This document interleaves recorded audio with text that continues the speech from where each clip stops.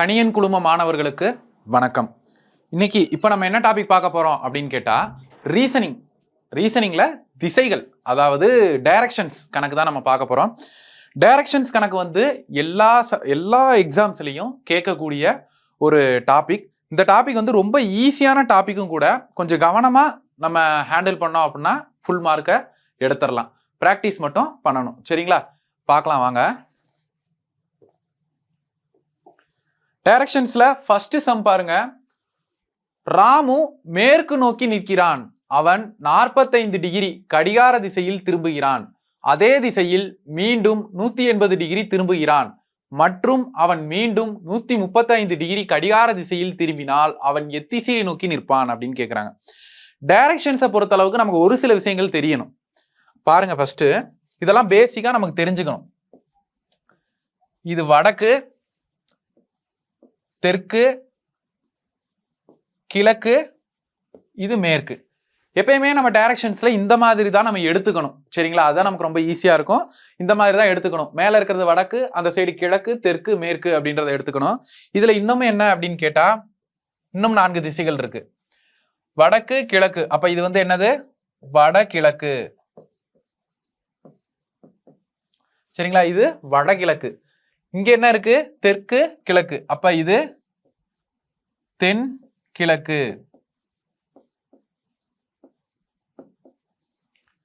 இது என்னது? தெற்கு, மேற்கு. அப்ப இது தென்மேற்கு. இங்க என்ன இருக்கு? வடக்கு, மேற்கு. அப்ப இது வடமேற்கு அப்படின்றது தெரியணும் நமக்கு. இந்த டைரக்ஷன்ஸ் நமக்கு தெரியணும். இது வரைய தெரியணும். சரிங்களா? பேசிக்கா வடக்கு, தெற்கு, கிழக்கு, மேற்கு, இந்த 4 மெயினா தெரியணும். அதுக்கு அடுத்தது இதை நம்ம வந்து இந்த 4 டைரக்ஷன்ஸும் நமக்கு தெரியணும். அடுத்து பாருங்க, இது தெரிஞ்சுக்கணும். அடுத்தது என்ன சொல்லியிருக்காங்க? கடிகார திசை, எதிர்கடிகார திசை தெரியணும். நமக்கு கிளாக் சுத்தக்கூடியது, இது வந்து கடிகார திசை. இப்படி வர்றது எதிர்கடிகார திசை, இது தெரியணும். சரிங்களா? அடுத்து டிகிரி தெரியணும்.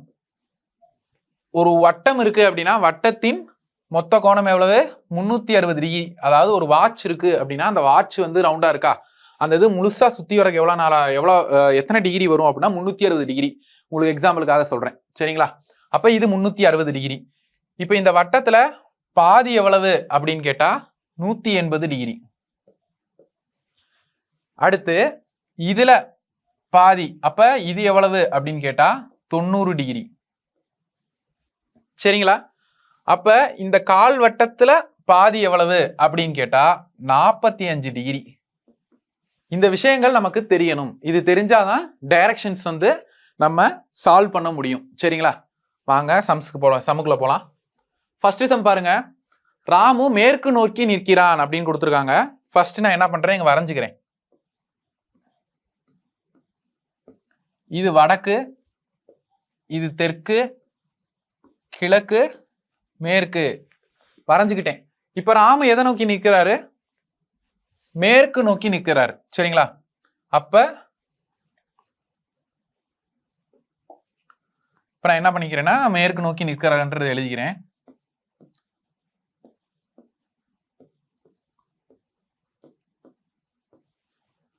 ராமு வந்து இப்படி மேற்கு நோக்கி நிற்கிறார். சரிங்களா? அடுத்து அவர் 45 டிகிரி கடிகார திசையில் திரும்புகிறான் அப்படின்னு கொடுத்துருக்காங்க. கடிகார திசைனா கிளாக் சுத்தக்கூடிய திசை, இந்த மாதிரி. அப்ப 45 டிகிரின்றது என்னது? ஒரு செங்கோணத்துல பாதியா? அப்ப கடிகார திசையில எப்படி திரும்புறாரு? இந்த சைடு திரும்பி இருப்பாரா? 45 டிகிரி திரும்பிட்டார். இது வந்து எவ்வளவு? 45 டிகிரி.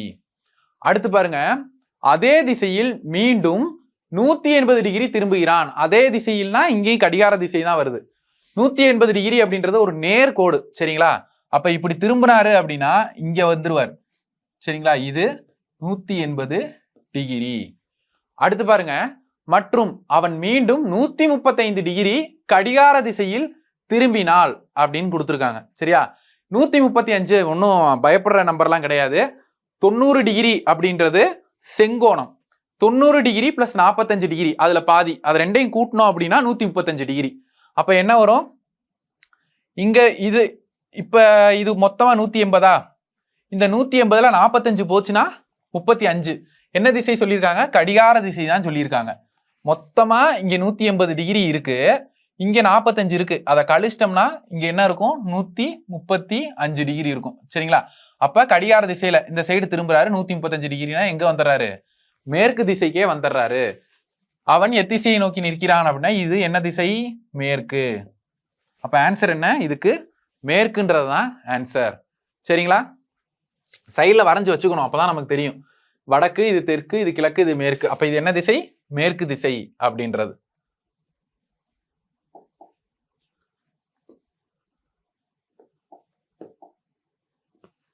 அடுத்த சம் பாருங்க. நதி ஒன்று மேற்கிலிருந்து கிழக்கு நோக்கி பாய்கிறது. அதன் வழியில் இடதுபுறமாக திரும்புகிறது. அரைவட்ட பாதையில் குன்று ஒன்றை சுற்றுகிறது. மீண்டும் இடதுபுறமாக திரும்பி நேர்வழியில் செல்கிறது. தற்போது நதி எத்திசையில் பாய்கிறது அப்படின்னு கேட்டிருக்காங்க. நம்ம எப்பயும் போல வரைஞ்சுக்கணும். வடக்கு, தெற்கு, கிழக்கு, மேற்கு அப்படின்றத வரைஞ்சுக்கிறோம். நதி எங்க இருந்து? மேற்கிலிருந்து கிழக்கு நோக்கி. அப்ப இங்க இருந்து இங்க இந்த டைரக்ஷன்ல நதி போகுது. சரிங்களா? அப்ப அதன் வழியில் இடதுபுறமாக திரும்புகிறது. இப்படி போயிட்டு இருக்கும்போது எது இடதுபுறம்? இது வலது, இதுதான் இடது. சரிங்களா? அப்ப என்ன பண்ணுது? இடதுபுறமாக திரும்புகிறது. திரும்பி அரைவட்ட பாதையில் குன்று ஒன்றை சுற்றுகிறது அப்படின்ட்டாங்க. அப்ப இப்படி திரும்பி என்ன பண்ணுது? அரைவட்டம் அப்படி வருது. அரைவட்டமா இங்க ஒரு குன்று இருக்கு, அந்த குன்றை என்ன பண்ணுது அப்படின்னு கேட்டா சுத்துது. சுத்திட்டு மீண்டும் இடதுபுறமாக திரும்பி, இப்ப இந்த டைரக்ஷன்ல இருந்து இது வலதுபுறம், இது இடதுபுறம். சரிங்களா? இப்படி வருதுன்னா இது வலது, இது இடது. அப்ப நேர்வழியில் செல்கிறது. இப்ப என்ன பண்ணிட்டாங்க? இடதுபுறமா திரும்பி இப்படி நேர்வழியில போகுது.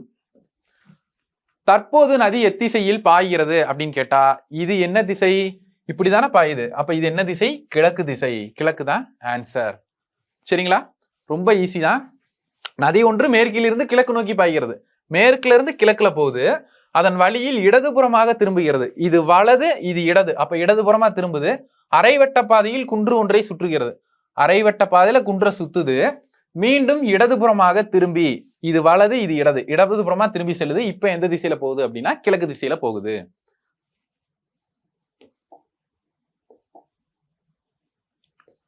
அடுத்த சம் பாருங்க. தீபக் கிழக்கு திசை நோக்கி நேர்பாதையில் நடக்கிறான். 75 மீட்டர் சென்ற பின் இடதுபுறம் திரும்புகிறான். 25 மீட்டர் நேர் திசையில் நடக்கிறான். மீண்டும் இடதுபுறம் திரும்பி 40 மீட்டர் நேர்வழியில் நடக்கிறான். மீண்டும் இடதுபுறம் திரும்பி 25 மீட்டர் நேர் திசையில் நடக்கிறான். அவன் தற்போது புறப்பட்ட இடத்திலிருந்து எவ்வளவு தூரத்தில் நிற்கிறான் அப்படின்னு கேட்கிறாங்க. சரியா? எப்பயும் போல நம்ம சைட்ல வரைஞ்சு வச்சுக்கணும்.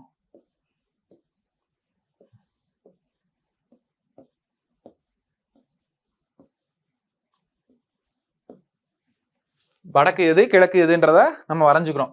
தீபக் கிழக்கு திசை நோக்கி நேர்பாதையில் நடக்கிறான். அப்ப எங்க போறாப்ல? இப்படி இருந்து இப்படி கிழக்கு நோக்கி போறாங்க. அடுத்து 75 மீட்டர் சென்ற பின் இடதுபுறம் திரும்புகிறான். இது எவ்வளவு? 75 மீட்டர். இடதுபுறமா திரும்புறாங்க. இடதுபுறம்ன்றது இது வலது, இது இடது. சரிங்களா?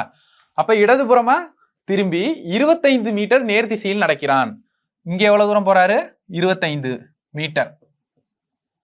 அதாவது அவங்க கொடுத்துருக்கக்கூடிய ஒவ்வொரு ஸ்டேட்மெண்ட்டா எடுத்து நம்ம டிராயிங்கா வரைஞ்சுக்கணும். அப்பதான் ரொம்ப ஈஸியா இருக்கும். 25 மீட்டர் நேர் திசையில் நடக்கிறான். மீண்டும் இடதுபுறம் திரும்பி 40 மீட்டர் நேர்வழியில் நடக்கிறான். இப்ப இப்படி போயிட்டு இருக்காரு. இதுல இது வலது, இது இடது. அப்ப எங்க திரும்புறாரு? இடதுபுறம் திரும்பி 40 மீட்டர் நேர்வழியில் நடக்கிறான். இங்க எங்க 40 மீட்டர் இவ்வளவுதான் வரும். ஏன்னா இங்க 75 மீட்டர் இருக்கு. அப்ப இதோட பாதி கொஞ்சம் தான் போட்டுக்கிறோம். சரிங்களா? 40 மீட்டர் நடக்கிறான். அடுத்து மீண்டும் இடதுபுறம் திரும்பி, இடதுபுறம்னா இப்படி போயிட்டு இருக்காங்க. இது வலது, இது இடது. இடதுபுறம் திரும்பி 25 மீட்டர் நேர் திசையில் நடக்கிறான் அப்படின்றாங்க. இங்க 25 மீட்டரா? இடதுபுறம் திரும்பினா இதுவும் ஈக்குவலா இதே தூரத்துக்கு வந்துருவாங்களா? அப்ப இங்க 25 மீட்டர். இங்க நிக்கிறாரு. இப்ப அடுத்து அவன் தற்போது புறப்பட்ட இடத்திலிருந்து எவ்வளவு தூரத்தில் நிற்கிறான் அப்படின்னு கேட்கிறாங்க. சரியா? இங்க இருந்து தான் புறப்பட்டாரா, இது புறப்பட்ட இடம். இப்ப இங்க இருக்காரு. இது ரெண்டுக்கு எவ்வளவு தூரம்னு கேக்குறாங்க. ஈஸி தான். இது மொத்தமா எவ்வளவு? 75 மீட்டர். இதுல இருந்து இந்த தூரத்தை கழிச்சோம்னா நமக்கு ஆன்சர் கிடைச்சிருமா? இது 40 மீட்டரா, இங்க 40 மீட்டரா, இங்கேயும் 40 மீட்டரா. அப்ப 75ல இருந்து 40 மீட்டர், அதாவது இதுல இருந்து இந்த தூரத்தை கழிச்சோம்னா நமக்கு இது கிடைச்சிரும். அப்ப 75ல இருந்து 40 போச்சுன்னா 35 மீட்டர் அப்படின்றதான் ஆன்சர். 35 மீட்டர் எங்க இருக்கு? ஆப்ஷன் ஏல இருக்கு. சரிங்களா? ரொம்ப ஈஸி தான். நம்ம பண்ண வேண்டிய விஷயம் என்ன அப்படின்னு கேட்டீங்கன்னா, ஒவ்வொரு ஸ்டேட்மெண்ட்டா வாசிக்கணும், அதுக்கேற்ற மாதிரி நம்ம டிராயிங் வரைஞ்சுக்கணும், அவ்வளவுதான். ஒவ்வொரு ஸ்டேட்மெண்ட்டா போனோம் அப்படின்னா ரொம்ப ஈஸியா நம்ம ஆன்சர் பண்ணிடலாம். அடுத்து பாருங்க, ஒரு நாள் ரவி தெற்கு நோக்கி 10 கிலோமீட்டர் சைக்கிள் மிதிக்கிறான். பின் வலதுபுறம் திரும்பி 5 கிலோமீட்டர் சைக்கிள் மிதிக்கிறான். மீண்டும் வலதுபுறமாக 10 கிலோமீட்டர் மற்றும் இடதுபுறமாக 10 கிலோமீட்டர் மிதித்து தன் வீட்டை அடைகிறான் எனில் தனது வீட்டை நேர்வழியில் அடைய அவன் எத்தனை கிலோமீட்டர் சைக்கிளை மிதித்திருக்க வேண்டும்ன்றது கேள்வி. நம்ம என்ன பண்றோம், எப்பயும் போல இங்க வரைஞ்சுக்கலாம். இது வடக்கு, தெற்கு, கிழக்கு, மேற்கு அப்படின்னு நம்ம எடுத்துக்கிறோம். இப்ப பாருங்க, ரவி தெற்கு நோக்கி 10 கிலோமீட்டர் சைக்கிள் மிதிக்கிறான். தெற்கு நோக்கி 10 கிலோமீட்டர், சரிங்களா? இப்படி வராரு. அடுத்து பின் வலதுபுறம் திரும்பி, சரிங்களா? அப்ப இதுதானே வலதுபுறம். இப்படி திரும்பி எவ்வளவு தூரம்? 5 கிலோமீட்டர் சைக்கிள் மிதிக்கிறான். 5 கிலோமீட்டர். அடுத்து மீண்டும் வலதுபுறமாக திரும்பி 10 கிலோமீட்டர். வலதுனா இது வலதா, இங்க ஒரு 10 கிலோமீட்டர். அப்ப இது ரெண்டு ஈக்குவலா வந்துடும். இதுவும் 10 கிலோமீட்டர், இதுவும் 10 கிலோமீட்டர். மற்றும் இடதுபுறமாக திரும்பி 10 கிலோமீட்டர் மிதித்து, சரிங்களா? வலதுபுறமாக 10 கிலோமீட்டர் மற்றும் இடதுபுறமாக 10 கிலோமீட்டர். வலதுபுறம் திரும்பி 10 போயிட்டாரு. அடுத்து இடதுபுறமா இங்க ஒரு 10 கிலோமீட்டர், சரியா? மிதித்து தன் வீட்டை அடைகிறான். இங்கேதான் வீடு இருக்கு. எனில் தனது வீட்டை நேர்வழியில் அடைய அவன் எத்தனை கிலோமீட்டர் சைக்கிளை மிதித்திருக்க வேண்டும்? ஸ்டார்ட் பண்ண இடம் எங்க? இதுதான் ஸ்டார்டிங் பாயிண்ட். அப்ப நேர்வழியில வந்திருந்தா எவ்வளவு தூரத்துல வந்திருப்பாரு? அப்ப இந்த கேப் எவ்வளவுன்னு நமக்கு தெரியணும். இங்க 5 கிலோமீட்டரா, அப்ப இங்க எவ்வளவு வரும்? 5 கிலோமீட்டர் வருமா? அப்ப 10 kilometre plus 5 kilometre, 10 plus 5 15 kilometre. நேர்வழியில போனா 15 கிலோமீட்டர்ல போயிடுவாரு. ஆப்ஷன் பி தான் ஆன்சர்.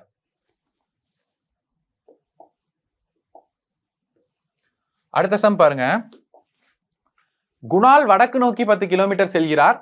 அங்கிருந்து தெற்கு நோக்கி 6 கிலோமீட்டர் செல்கிறார். பின் கிழக்கு திசையில் 3 கிலோமீட்டர் செல்கிறார். அவர் ஆரம்பித்த இடத்திலிருந்து எந்த திசையில் எவ்வளவு தொலைவில் உள்ளார் அப்படின்னு கேட்டிருக்காங்க. திசையும் கேட்டிருக்காங்க, எவ்வளவு தூரம்னு கேட்டிருக்காங்க. இப்ப இதுல பாருங்க, ஆப்ஷன்ல பாருங்க, வடகிழக்கு, தென்கிழக்கு இது எல்லாமே இருக்கு. இப்ப நம்ம 8 திசையும் வரைஞ்சுக்கணும் இந்த இடத்துல.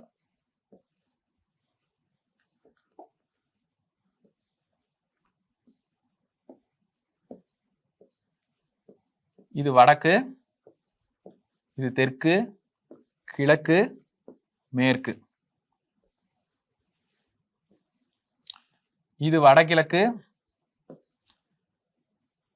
தென்கிழக்கு, இது தென்மேற்கு, இது வடமேற்கு. இது எது எது எந்த திசைன்றது நமக்கு தெரியணும், சரிங்களா? அடுத்து பாருங்க, குணால் வடக்கு நோக்கி 10 கிலோமீட்டர் செல்கிறார். இங்க ஸ்டார்டிங் பாயிண்ட் வச்சுக்குவோம், சரிங்களா? ஒரு புள்ளி வச்சு இதை நான் ஸ்டார்டிங் பாயிண்ட்னு வச்சுக்கிறேன். 10 கிலோமீட்டர் வடக்கு நோக்கி போறார், சரிங்களா? வடக்குனா மேல, அப்ப 10 கிலோமீட்டர் மேல போயிட்டார். அங்கிருந்து தெற்கு நோக்கி 6 கிலோமீட்டர் செல்கிறார். திரும்ப என்ன பண்றாரு, மேல இங்க போனவரு இப்படியே ஒரு 6 கிலோமீட்டர் வந்துடுறாரு, சரிங்களா? அப்ப இங்க வரைக்கும் வச்சுக்குவோம், இது வரைக்கும் 6 கிலோமீட்டர். அடுத்து பாருங்க, பின் கிழக்கு திசையில் 3 கிலோமீட்டர் செல்கிறார். கிழக்குனா எது? இந்த திசையா? அப்ப இங்க என்ன பண்றாரு, ஒரு 3 கிலோமீட்டர் வந்துட்டார். அடுத்து அவர் ஆரம்பித்த இடத்திலிருந்து எந்த திசையில் எவ்வளவு தொலைவில் உள்ளார்? ஆரம்பித்த இடம் இது, சரிங்களா? அப்ப இது எவ்வளவுன்னு கேக்குறாங்க. ஃபர்ஸ்ட் என்ன, ஆரம்பித்த இடத்திலிருந்து என்ன திசைன்னு கேட்டிருக்காங்க. அப்ப இந்த திசை என்ன திசை? வடகிழக்கு. இப்படி போற திசை எது? வடகிழக்கு. மேல் நோக்கி போகுது, வடக்கு. இந்த சைடு கிழக்கு திசையில போறனால வடகிழக்கு. அப்ப வடகிழக்கு இருக்கிற ஆப்ஷனை பார்க்கணும், ஆப்ஷன் பி. அவ்வளவுதான், ஆன்சர் அடிச்சுட்டு போயிடணும். எக்ஸாம்ல நம்ம வந்து இன்னும் போய் இதை கண்டுபிடிச்சிட்டு இருக்க கூடாது, ஒரே ஆப்ஷன் தான் இருக்கு, அதனால வடகிழக்கு போட்டுறணும். சப்போஸ் இங்க இன்னொரு ஆப்ஷன்லயும் வடகிழக்கு வச்சிருந்தாங்க அப்படின்னா நம்ம என்ன பண்ணணும் அப்படின்னா இந்த டிஸ்டன்ஸை கண்டுபிடிக்கணும். எவ்வளவு தொலைவில் உள்ளார்னு கேட்டிருக்காங்களா, இதுக்கு வந்து நம்ம இன்னொன்னு தெரிஞ்சுக்கணும். என்ன அப்படின்னு கேட்டா பித்தாகரஸ் தியரம் அப்படின்றது. தியரம்னா பயப்படலாம் வேண்டாம், ரொம்ப ஈஸியானதுதான். என்ன அப்படின்னா ஒரு செங்கோண முக்கோணத்தின், இது செங்கோண முக்கோணம் சரியா, செங்கோண முக்கோணத்தின் கர்ணத்தின் வர்க்கமானது மற்ற இரு பக்கங்களின் வர்க்கங்களின் கூடுதலுக்கு சமம் சரிங்களா. இப்ப ஏ பி சின்னு இருக்குன்னு வச்சுக்கோங்க, இது கர்ணத்தின் வர்க்கம் சி ஸ்கொயர், கர்ணத்தின் வர்க்கமானது மற்ற இரு பக்கங்களின், இந்த பக்கம் வர்க்கங்களின் கூடுதலுக்கு சமம். ஒண்ணும் கிடையாது, இதோட ஸ்கொயரு இது ரெண்டோட ஸ்கொயருக்கு கூட்டினா சமமா இருக்கும் அப்படின்றதான். இது நீங்க தியரமா மனப்பாடம்லாம் பண்ண தேவையில்ல. கர்ணத்தோட ஸ்கொயரு இது ரெண்டையும் கூட்டி ஸ்கொயர் பண்ணோம்னா, ஸ்கொயர் பண்ணி கூட்டினோம்னா ஈக்குவலா இருக்கும் அப்படின்றதான் இதுக்கான இது. அப்ப இது செங்கோண முக்கோணமா, இங்க 90 டிகிரி இருக்கும். அப்ப இது செங்கோண முக்கோணம். இப்ப என்ன பண்றோம் அப்படின்னு கேட்டீங்கன்னா, இப்ப இது நமக்கு தெரியும், இங்க எவ்வளவு 3 கிலோமீட்டர், அப்போ 3 ஸ்கொயர் சரியா. ஒரு பக்கம் 3 ஸ்கொயர், இன்னொரு பக்கம் பாருங்க இங்க 10 இருக்கு, 10ல இங்க 6 கிலோமீட்டர் வந்திருக்கும். அப்ப இங்க எவ்வளவு இருக்கும், 4 கிலோமீட்டர் இருக்குமா. அப்ப பிளஸ் 4 ஸ்கொயர் ஈக்குவல் டு இதோட இது நமக்கு தெரியாது, அப்ப இது எக்ஸ் ஸ்கொயர் சரிங்களா. இதுதான் நம்ம கண்டுபிடிக்கிறோம், கர்ணம் தான் கண்டுபிடிக்கிறோம். அப்ப இது X square. 3 9 நன்னாங்க 16 equal to X square. இந்த ஸ்கொயர் ரொம்ப முக்கியம். அடுத்து 9 16 கூட்டினோம்னா 25. அப்ப எக்ஸ் ஸ்கொயர் அப்படின்றது 25னா இதோட வேல்யூ எக்ஸா, அப்ப எக்ஸ் எவ்வளவு, எக்ஸ் ஸ்கொயர் 25னா எக்ஸ்ன்றது 5, 5 25, அப்ப 5 கிலோமீட்டர் வந்துருச்சா. ரொம்ப ஈஸியான சம் தான் சரிங்களா. அதாவது இப்படி கிராஸா ஒரு செங்கோணமா இருந்து இந்த டைரக்ஷன் கேட்டாங்க அப்படின்னா இப்படிதான் கண்டுபிடிக்கணும். ஒண்ணும் கிடையாது, கர்ணத்தின் வர்க்கமானது மற்ற இரு பக்கங்களின் வர்க்கங்களின் கூடுதலுக்கு சமம். இந்த பக்கத்தோட ஸ்கொயரு இந்த ரெண்டு பக்கத்தோட ஸ்கொயரை கூட்டினோம்னா வர்ற வேல்யூக்கு சமமா இருக்கும் அப்படின்றதுதான்.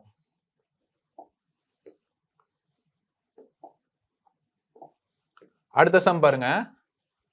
பெண் ஒருத்தி தனது வீட்டிலிருந்து வடமேற்கு திசையை நோக்கி 30 மீட்டர் மற்றும் தென்மேற்கு திசையை நோக்கி 30 மீட்டர் நடக்கிறாள். அடுத்து தென்கிழக்கு திசையில் 30 மீட்டர் நடக்கிறாள்.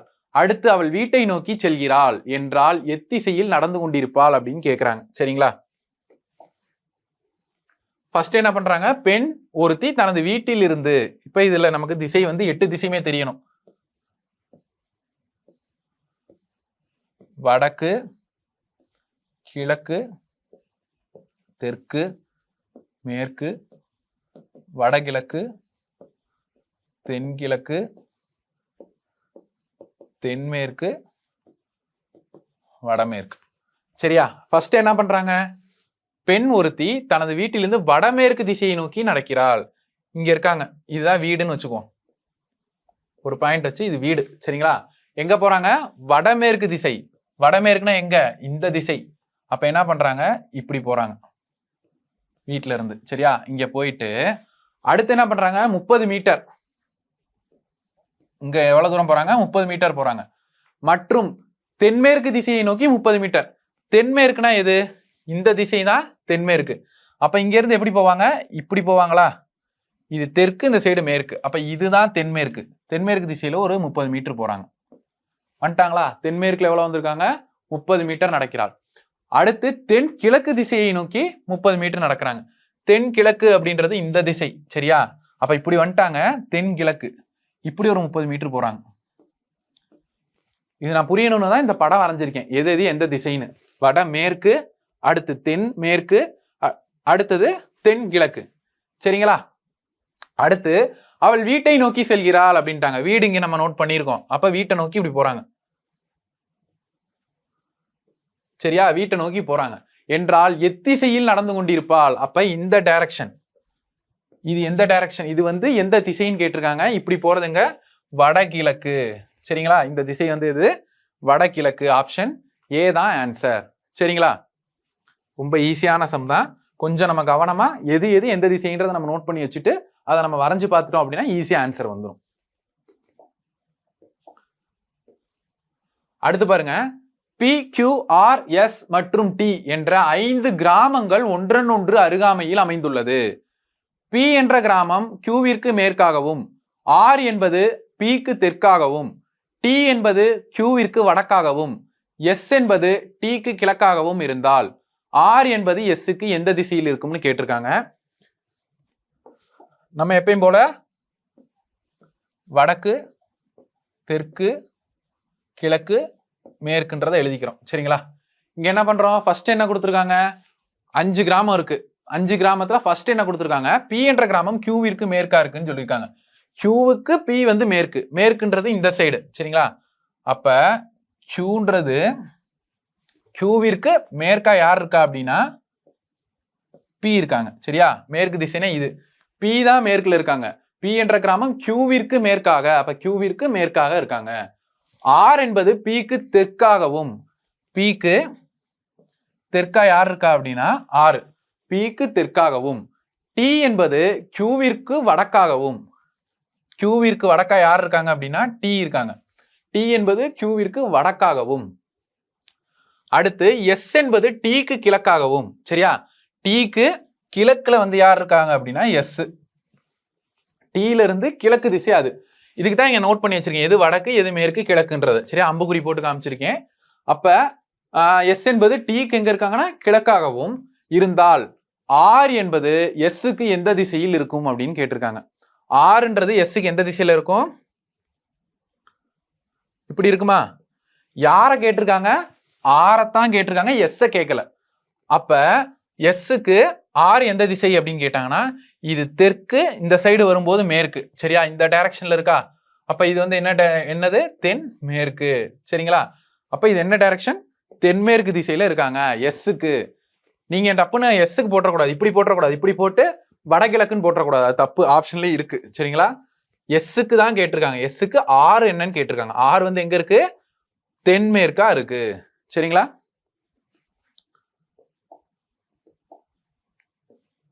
அடுத்த சம் பாருங்க. 6 பேர் கொண்ட குழுவினர் ஒரே வரிசையில் அமர்ந்துள்ளனர். A என்பவர் Dக்கு இடதுபுறமாகவும் Eக்கு வலதுபுறமாகவும் அமர்ந்துள்ளார். C என்பவர் Xக்கு வலதுபுறமும் P என்பவருக்கு இடதுபுறமும் அமர்ந்துள்ளார். B என்பவர் Fக்கு இடதுபுறமும் அமர்ந்துள்ளனர். எனவே நடுவில் அமர்ந்திருக்கும் நபருக்கு வலது மற்றும் இடதுபுறத்தில் அமர்ந்திருப்பவர்கள் யாவர் அப்படின்னு கேட்டிருக்காங்க. 2 பேரை கேட்டிருக்காங்க. சரிங்களா? ஆப்ஷன்லேயே 2 பேர் தான் கொடுத்துருக்காங்க. இப்போ ஃபர்ஸ்ட் ஒவ்வொரு ஸ்டேட்மெண்ட்டா நம்ம என்ன பண்ணணும்? எடுத்து எழுதணும். 6 பேர் கொண்ட குழுவினர் ஒரே வரிசையில் அமர்ந்துள்ளனர். சரிங்களா? அது இருக்கட்டும். அடுத்த ஸ்டேட்மெண்ட் படிங்க. A என்பவர் Dக்கு இடதுபுறமாகவும் Eக்கு வலதுபுறமாகவும் அமர்ந்துள்ளார். ஃபர்ஸ்ட் யார் இருக்கா? A இருக்காங்க. Dக்கு இடதுபுறம். சரிங்களா? Dக்கு இது வலது, இது இடது. அப்ப Dக்கு இடதுபுறமாகவும், அடுத்து Eக்கு வலதுபுறமாகவும், Eக்கு வலதுபுறமாகவும். சரிங்களா? இப்போ ஃபர்ஸ்ட் ஸ்டேட்மெண்ட்டை முடிச்சாச்சு. A என்பவர் Dக்கு இடதுபுறமாகவும் Eக்கு வலதுபுறமாகவும் அமர்ந்துள்ளார். சரியா? அடுத்து C என்பவர் Xக்கு வலதுபுறமும், Cன்னு ஒருத்தர் இருக்கார், அவர் வந்து Xக்கு வலதுபுறமும், Xக்கு வலதுபுறமும், அடுத்து B என்பவருக்கு இடதுபுறமும், B என்பவருக்கு இடதுபுறம், Bக்கு இடதுபுறமும் அமர்ந்துள்ளார். அடுத்து திரும்ப என்ன சொல்றாங்கன்னா B என்பவர் Fக்கு இடதுபுறமும் அமர்ந்துள்ளார். சரிங்களா? B என்பவர் Fக்கு இடதுபுறம், Fக்கு இது வலது, இது இடது. அப்ப இடதுபுறமா B இருக்காரு. B என்பவர் Fக்கு இடதுபுறம் அமர்ந்துள்ளனர். சரியா? இப்படி கொடுத்துட்டாங்க. எனவே நடுவில் அமர்ந்திருக்கும் நபருக்கு வலது மற்றும் இடதுபுறத்தில் அமர்ந்திருப்பவர்கள் யாருன்னு கேட்டிருக்காங்க. இப்ப இதை நம்ம 2 படியா வைக்கலாம். சரிங்களா? இதை ஃபர்ஸ்ட் எப்படி எழுதலாம் அப்படின்னா 2 ஆப்ஷன்ல எழுதலாம். ஒன்னு EAD XCBF. ஃபர்ஸ்ட் இவங்க உட்கார்ந்துட்டு அடுத்து இவங்க உட்காரலாம், இந்த மாதிரி எழுதலாம். இன்னொன்னு ஃபர்ஸ்ட் இவங்க உட்காரலாம், XCBF, அடுத்து EAD. சரியா? ஃபர்ஸ்ட் இவங்களை உட்கார வச்சுட்டு அடுத்து இவங்களை உட்கார வைக்கலாம், இல்ல இவங்களை உட்கார வச்சுட்டு இவங்களை உட்கார வைக்கலாம். ரெண்டுமே வந்து இந்த கொஸ்டின் படி கரெக்டா தான் வருது. அப்ப இதுல எது 2ல சரி அப்படின்றது நமக்கு தெரியணும். கேள்வி என்ன? நடுவில் அமர்ந்திருக்கும் நபருக்கு வலது மற்றும் இடதுபுறத்தில் அமர்ந்திருப்பவர் யார்? நடுவுல இங்க யார் இருக்கா?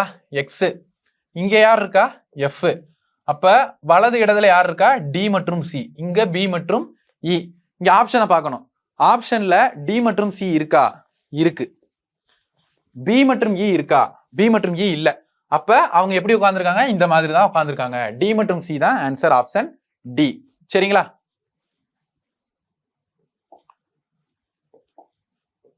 அடுத்த சம் பாருங்க. ஒரு நாள் காலை சூரியன் உதிக்கும் நேரத்தில் ரீட்டா மற்றும் கீதா ஒருவரை ஒருவர் முகத்தை பார்த்து பேசிக் கொண்டிருந்தனர். கீதாவின் நிழல் ரீட்டாவின் வலதுபுறம் விழுந்தால் கீதா எத்திசையை நோக்கி அமர்ந்திருப்பார் அப்படின்னு கேட்டிருக்காங்க. இது ரொம்ப ஈஸி தான். ஃபர்ஸ்ட் காலைன்னு சொல்லிட்டாங்க. இந்த கொஸ்டின்ல இது ரொம்ப முக்கியமான விஷயம். காலைன்னு சொல்லிட்டாங்க. காலையில சூரியன் உதிக்கும் திசை எது? கிழக்கு. அப்ப இந்த சைடு வடக்கு, கிழக்கு, மேற்கு, தெற்கு. சரிங்களா? இப்ப நான் என்ன பண்றேன், கிழக்கு திசையில ஒரு சூரியன் வரைஞ்சுக்கிறேன். கிழக்கு திசையில சூரியன் இருக்கு, ஏன்னா காலையில. அடுத்து ரீட்டா மற்றும் கீதா ஒருவரை ஒருவர் முகத்தை பார்த்து பேசி கொண்டிருந்தனர் சொல்லிட்டாங்க. ஒருத்தர் என்ன பண்றாங்க, முகத்தை பார்த்து பேசிட்டு இருக்காங்க. கீதாவின் நிழல் காலையில சூரியன் கிழக்கு திசையில இருக்கு.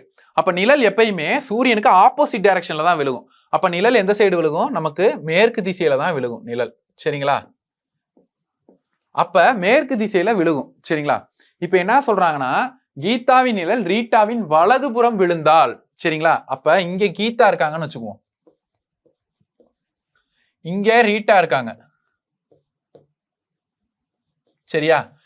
இப்ப இவங்க ரெண்டு பேரும் முகத்தை பார்த்துக்கிட்டு இருக்காங்க. ஒருவரை ஒருவர் முகத்தை பார்த்து பேசி கொண்டிருந்தனர்ன்றாங்க. அப்ப இவங்க இந்த டைரக்ஷனை பார்த்து நிப்பாங்க, கீதா இந்த டைரக்ஷனை பார்த்து நிப்பாங்க. சரியா? இப்ப என்ன சொல்றாங்க, கீதாவின் நிழல், ரெண்டு பேர்த்தோட நிழலுமே இந்த சைடு தான் விழுகும். ஓகேவா? இப்ப கீதாவோட நிழல் என்ன பண்றாங்க, ரீட்டாவின் வலதுபுறம். ரீட்டா கீழே தெற்கு நோக்கி நிக்கிறாங்க. அப்ப வலதுபுறம் எது? இது வலது, இது இடது. சரிங்களா? இது ரீட்டாவுக்கு. அப்ப கீதாவோட நிழல் இந்த சைடு தான் விழுகுது. ரீட்டாவின் வலதுபுறம் விழுந்தால், ரீட்டா இருக்காங்க, ரீட்டாவோட வலதுபுறம் தான் விழுகுது. கரெக்ட். அப்ப கீதா எத்திசையை நோக்கி அமர்ந்திருப்பார் அப்படின்னு கேக்குறாங்க. கீதா எந்த திசையை நோக்கி நிக்கிறாங்க? இப்படி மேல பார்த்து நிக்கிறாங்க. மேல பார்த்து நின்னா வடக்கு திசை. அப்ப வடக்கு தான் ஆன்சர், ஆப்ஷன் ஏ. சரிங்களா? இதுல சின்ன சின்ன விஷயங்கள் நமக்கு தெரிஞ்சா ஆன்சர் பண்ணிடலாம். அடுத்த சம் பாருங்க. தற்போது கடிகாரத்தில் 3 மணி, பெரிய முள் வடகிழக்கு நோக்கி நின்றால், இங்க ஒரு ஃபுல் ஸ்டாப் வரணும். சரிங்களா? அதாவது தற்போது கடிகாரத்தில் 3 மணி, பெரிய முள் வடகிழக்கு நோக்கி நின்றால் சிறிய முள் எத்திசையில் நிற்கும்னு கேட்டிருக்காங்க. ஃபர்ஸ்ட் நான் என்ன பண்றேன், அந்த 3 மணியை வரைஞ்சுக்கிறேன். சரிங்களா? 12, 6, 9, இங்க 3 வந்துருமா?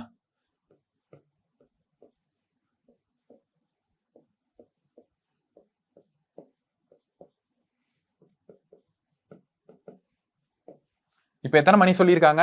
3 மணின்னு சொல்லிட்டாங்க. அப்ப இங்க சின்ன முள் இருக்கும், இங்க பெரிய முள் இருக்கும். சரிங்களா?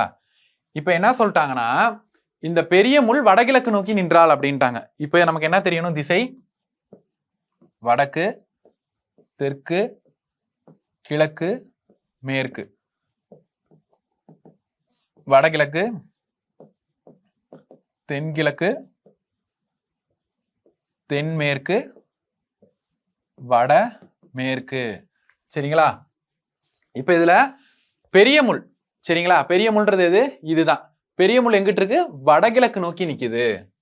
அப்ப நான் பக்கத்துல வரைஞ்சுக்கிறேன். வடகிழக்குனா இந்த சைடா? அப்ப 12 இங்க வந்துருமா?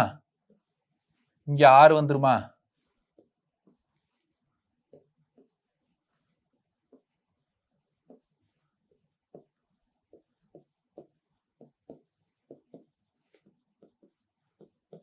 சரியா?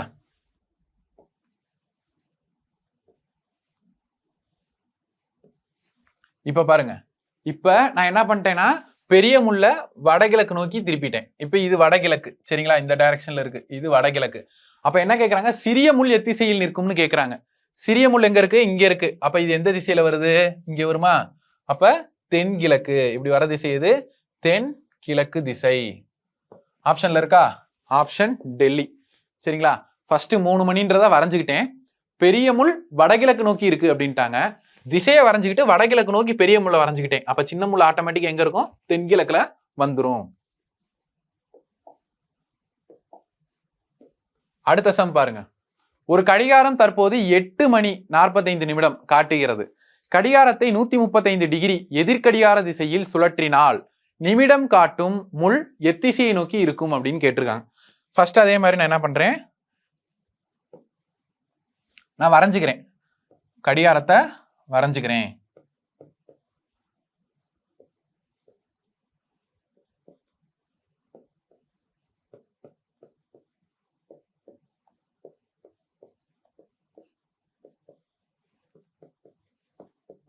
மணி எத்தனை சொல்லியிருக்காங்க? 8:45. அப்ப 8:45 அப்படின் போது கொஞ்சம் நடுவுல வந்திருக்கும். சரிங்களா? நடுவுல தாண்டி தான் வந்திருக்கும் சின்ன முள். இதுக்கு ரெண்டுக்கும் நடுவுல இருக்கும். 45 போது இந்த இது டைரக்டா என்ன இருக்கும்னா நேரா இருக்கும். சரிங்களா? இப்படி இருக்கும். அப்ப 8:45 இப்ப காட்டுது. என்ன சொல்றாங்க? கடிகாரத்தை 135 டிகிரி எதிர்கடிகார திசையில் சுழற்றினால் அப்படின்றாங்க. சரியா? எதிர்கடிகார திசை, கடிகாரம் இப்படி திசம், இந்த திசையில சுத்தம்.